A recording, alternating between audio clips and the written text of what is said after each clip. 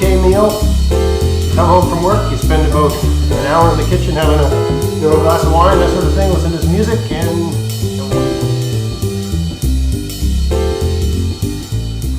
hey, it's Greg here at MaritimeGardening.com, and I thought I would do a video. I think the title is going to be Winner Chicken Dinner, because I'm going to show you how I make a chicken dinner on a weekday. So it's the morning, and I got the day off, but this is the sort of thing we do on a typical work day when we actually go to work. I couldn't film and all that sort of stuff in the midst of going to work.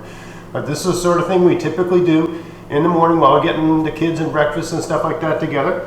I got some chicken. It's thawed out, right? And these are chicken thighs, but usually we use a whole chicken, and we just take the chicken and butterfly it. If you know what that technique means, you cut it down the center of the breast, and you flip it over and press it down to flatten it out so that you're maximizing the surface area. But this is a technique we use where we have the chicken or cut up pieces of chicken. You put them in a pan, you put it in the oven for about an hour, turn the oven off, leave it like that. Don't open it, just leave it, turn the oven off, and leave it like that during the day. And then when you come home, maybe you put some roasted vegetables or something like that in the oven to have with the meal, and you put the chicken in for 30 minutes just to heat it back up and all that sort of stuff. So let's get started here. I'm going to try to do this whole dinner thing start to finish, but depending on when the kids come home and the house starts getting chaotic again, I don't know how possible that's going to be. Maybe there'll be some voiceovers. We'll see how it comes together. But anyway, that's the general idea. So, you got a pan. It's about the right size for your stuff. And I take a couple put a bit of oil in the pan, maybe a tablespoon, so things don't stick to the pan, like that. And we're going to cut up a couple onions. And we put the onions underneath the chicken.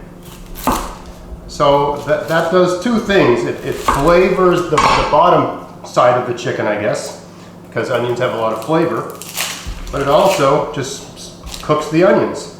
And so when this thing's all done, the onions and the dripping and all that stuff you can use to make a gravy, or if you've got some old bread, stuff like that, you can dice that all up, just stir it around and make a really nice stuffing. There's lots of different options. And so on a typical weekday, you can come home and have like a Sunday dinner type affair. You don't have to be fancy and cutting these up, right? Just come up lengthwise or whatever. Remember, they're going to be cooking for a long time, so they're gonna reduce and soften up. And even though these might look like big pieces, it'll work itself down to almost nothing by the end of the day. Because remember, we're gonna put this in the oven at 350 Fahrenheit. Leave it for an hour, and then turn the oven off and leave it like that all day, so that the chicken will continue to cook like that as long as the oven's above, whatever, 200 or 100 or above boiling, right? It's going to continue to cook. Now, lots of people say, well, what about the danger and bacteria? And I guess, do your own research and, don't take any risks you don't think are worth taking. My opinion on the matter is everything, assuming your chicken's okay when it went in, everything that's in there is going to be heated to a point where nothing can survive, right? You're putting it in an oven for an hour at 350. Because of the way these are cooked, they're going to cook thoroughly in that amount of time. And of course, for at least 2 hours, the chicken's going to cook. You have the oven on for an hour, but for at least an hour after you shut the oven off, it's still really hot in there. It's going to continue to cook. So any sort of problem, bacteria, pathogens, or whatever, that are in that oven or on the chicken or in the chicken or I guess conceivably in the onions, all of that's going to be heated to the point where it's not a risk anymore. So you're basically sterilizing everything, and you're going to keep it in a sterile environment. At some point during the day, the temperature is going to come down, and I know when I get home, when I open the oven up, so I get home like, we do this sort of thing maybe at like 7 in the morning, 6:30 sort of thing. And when we come home around 4 or 5 o'clock, the chicken's still warm to the touch. The inside of the oven is still warm, but it's not burning hot, right? So it's come down. It's probably, you know, in the temperature some might call the danger zone, I suppose. But remember, you sterilized everything, and it's just sort of resting. You know, for those that are aware of that technique for the rest. And where I got the idea for this approach was actually from watching the PBS show America's Test Kitchen, because on that show they were trying to figure out the best way to cook a chicken and have it be moist. And the power went off during they had all these different techniques on the go and all these different chefs. And the power went off, and one of these chickens had cooked for about an hour in the oven, and the power went off, and it just sat there all day. And then they heated it up at the end of the day when the power came back. I think I'm remembering the story correctly. I can't remember what episode this was. And they couldn't believe how perfectly done the chicken was. It wasn't overcooked. It was still moist. Everything was just great. So I didn't invent this. I'm just copying what they did. Right? So I got a lot of onions in here, but this is all going to reduce down considerably, right? All right, so now I got the onions there. Now what I'm going to do is just put a bit of salt on this. All right, a little bit of seasoning. That maybe a teaspoon. All right, and that'll season the bottom of the chicken. You don't have to make a lot of mess doing this, right? So now I'm going to proceed to get a skin side up and a meat side. So you put the skin side up, and that'll keep the moisture in, right? It's almost like a wrapper. Also, you know, it'll help for the skin to bake. So the non-skin side is going to accept all that flavor from the onions and the salt and stuff. And the skin side is going to keep it all nice and moist. And you just find a way to get everything in there.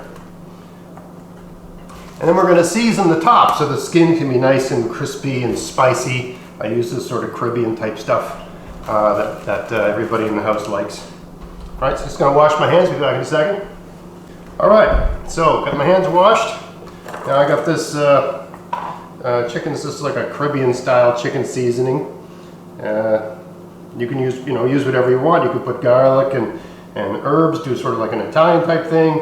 And you know, whatever floats your boat sort of thing, right? And as heavy as you like it. So I'm not telling you how to season your bird, how to season your chicken. Yeah, this is what we use.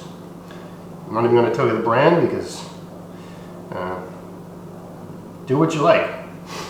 All right, the brand's Cool Runnings. If I know people are going to ask, so it's Cool Runnings, but I don't get any money from them. Don't care if you buy stuff from them. So the chicken's ready. It's seasoned. I've done everything I need to do. The oven is preheated at 350. If you're doing this really quick and your oven's not preheated, just add an extra 15 minutes. So if you're putting it in a cold oven, put it on 350, have it in there for an hour and 15 minutes before you turn off the heat. Makes my oven about 15 minutes. I mean, it depends on your oven, right? But if the oven's preheated, we're gonna throw this in here for 1 hour. Around the middle rack. We'll see you in an hour. I'll show you what this looks like. Well, I guess I can't show you in an hour because I want to leave it in there. If I open the oven up, I'll lose the heat that's in there. So I'll see you later in the day when I take this out and show you how I can't remember if I'm going to make gravy or stuffing, but I'll make one of those two things. I'll show you how unbelievably that easy that is and how I do the rest of the meal as well, so you can have that nice roasted easy meal at the end of the day. Typically, I would come home and wash and peel some carrots and potatoes, dice those up and throw those in the oven for an hour. But if I was up early in the morning, I get up really early, like 5 a.m. most of the time, sometimes even earlier. People notice I answer questions on YouTube sometimes really early in the morning. It's because I just get up really early. Anyway, if I'm up early and I can do it quietly, sometimes I'll do that stuff early in the morning as well. But you know, to fill a tray like the one I just showed you with cut up potatoes and cut up carrots and stuff like that, I can knock that off in about 15 minutes, so it's not a big deal. Anyway, we'll see you later on today. Okay, so it's 4 o'clock. It's time to take the chicken out, make a couple little changes, and also get some vegetables in the oven. So just giving you a sense of, I mean, I would normally do this a bit later in the day, but you know, this is how long it takes, so just to give you a sense of that. So I got a bunch of vegetables here. And for those of you that are ask sometimes what the storage vegetables look. So I got 2 parsnips here. This just came out of the garden. It's the end of February. That's what they look like. And this just came out of storage. You can see it's darker, right? And I didn't peel this. I just scrub it really good, and I find it's fine. I don't bother peeling them. They taste, if anything, I find, so the ones that are in storage are a bit more sort of rubbery, right? This one's much more, this will break if I try to bend it. But I find when they get rubbery like this, for people that are interested in this sort of thing, they taste even better. Something about them, they're really, really good. So definitely worth growing as many of these as you can fit in your garden because they keep so well. End of February now, it's still good. I picked these in November. Or if you just leave them in the garden. If you can thaw your soil out, you can, I just picked these out of the garden yesterday. Anyway. So the exercise right now is one of just cutting these up. I've already washed them, that took a couple minutes. Just the exercise of cutting these up and getting them in a size that can be roasted. I got some carrots here too. These unfortunately are not from my garden. I've used up all of the garden carrots. So these are just from a grocery store sort of thing. I'm just preparing a number that's good. Oh, just so you can see what the parsnip looks like coming straight out of storage, right? I don't clean them. I just sort of, I pull them out of the ground, I dust them off a little bit, but I'm very, very gentle with them, and I don't mind having some dirt stuff stay on them. If anything, they keep better if you do that, right? You just leave the skin as unmolested as possible and don't clean them, right? Just take them out, dry them off, brush them off a little bit gently, and stick them in a cardboard box. Right, so that's what the stored one looked like before I washed it, just so you can get a sense.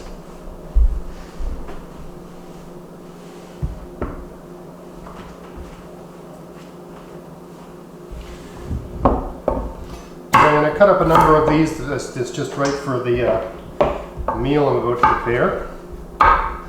And I'm just doing this on camera so you can get a sense of you know, how little time it takes and how doable this is on a weekday. Alright, so you're just cutting everything up roughly equivalent sizes. Alright.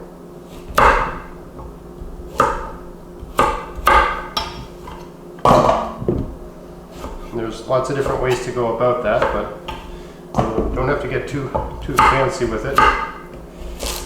You're just sort of going by eye in a sense.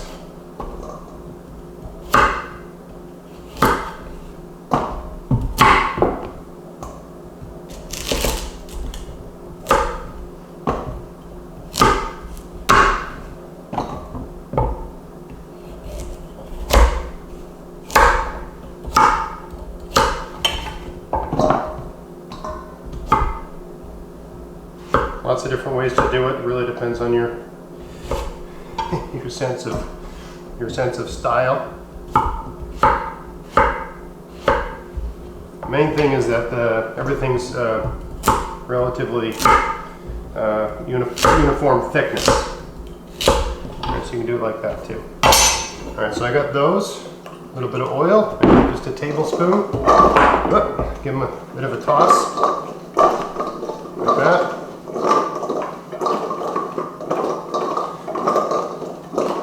Lots of different ways to dress these up. I got, this is something I do with my rosemary. I sort of mix it with a bit of salt and then make this kind of like a rub. So I like rosemary and I like salt. So have that with those.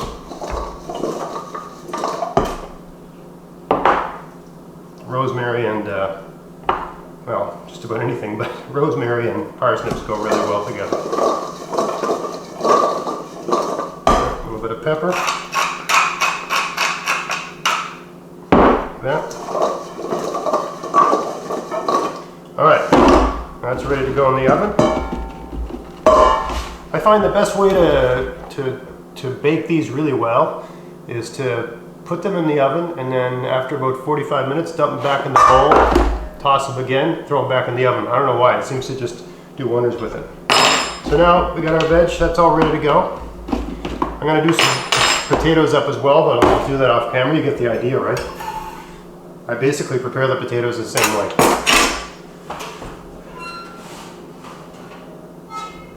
Now I take the chicken out, and you can tell, so I can hold my hands to this, it's warm. So it's, I don't know, maybe 40 Celsius. It's warm to the touch, so it's warmer than a body. But anyway, it's warm, but it's not too hot to hold, right? So, what I'm going to do is I'm going to take the chicken out and put it in this pan, all right?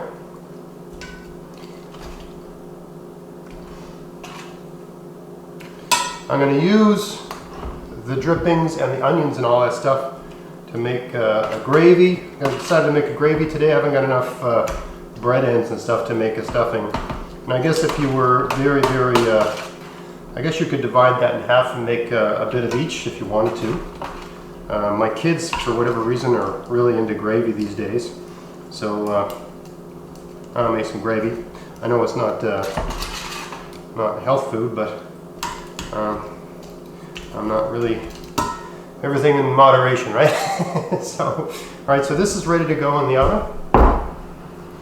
So I'll put this is going to take about an hour to cook. So in the last 30 minutes of that, I'll throw the chicken in there, right? And this will heat up, it'll crisp. I'll take a couple spoonfuls of this and, you know, baste it, and then I'll use the rest to make a gravy.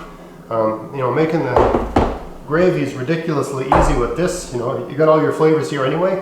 So you just take a half a cup of water, put a heaping tablespoon of starch in it, stir it up until it's all looks like milk. Put this on one of your burners on the stove top. Pour the starchy milk in there and just stir it around until it thickens. Done, right? You can add, you know, whatever, soy sauce, Worcestershire, whatever you want to add to it. But even just like this, I mean, it's all the good stuff that came in with the chicken. If you wanted to make stuffing, you could just cut up some pieces of bread and stuff like that, throw it in there. Just keep adding it until it seems to be the right moisture. I would say maybe, so if you had a loaf like this, maybe half a loaf or maybe a third of a loaf would do. And for those that are following on my Facebook, I think I got the sourdough bread thing figured out, but I didn't have the time to make a video on it. It's a whole day affair.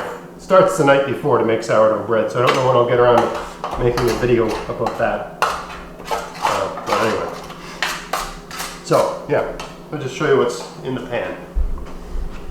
Right, we got just all that lovely goodness, right? Pure flavor. All right, so I'm going to throw this in there, and in about an hour, this will be ready.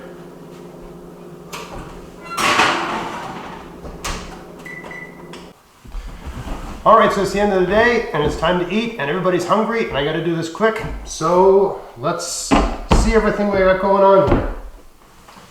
So the general process was to come home and start throwing things in the oven, and with the idea of having everything ready within about an hour.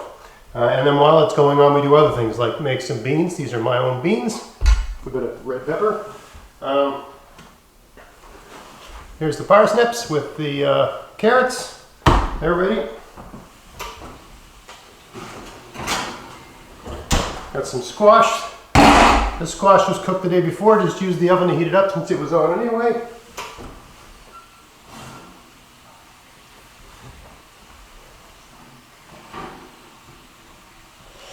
Got some roasted potatoes here. And the piece de resistance. That chicken, right there. The great thing about taking the chicken out of the pan that it cooked in, so the pan that I had the cooked chicken in, I put a half a cup of water and some about a tablespoon of starch and made this gravy while I was making this. I took the chicken, I put it in this cast iron pan, put it in the bottom of the oven for about 20 minutes, or maybe even half an hour, and basted it. So what was going on there is the chicken was heating back up, getting, extra safe, but also because it was right on the bottom of this fry pan, it's getting fried on the bottom, so you get the pleasure of fried chicken and the complexity of flavor of roasted chicken. So there we go, weekday meal.